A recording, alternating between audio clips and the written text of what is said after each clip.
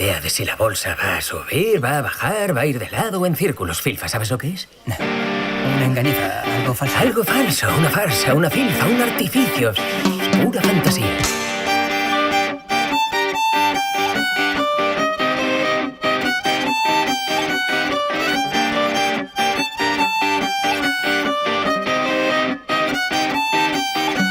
Envolto na néboa de Cádiz achantada, baixada directa, Pedro García Esparcia, porte elegante como Campao enxeñeiro, parece tratante aínda que estranxeiro, caciques empresarios todos queren tallada, a conta da estrada desde a Vila do Asma, créditos bancarios, camións e materiais, todo é desfiado pro enxeñeiro da Agromán.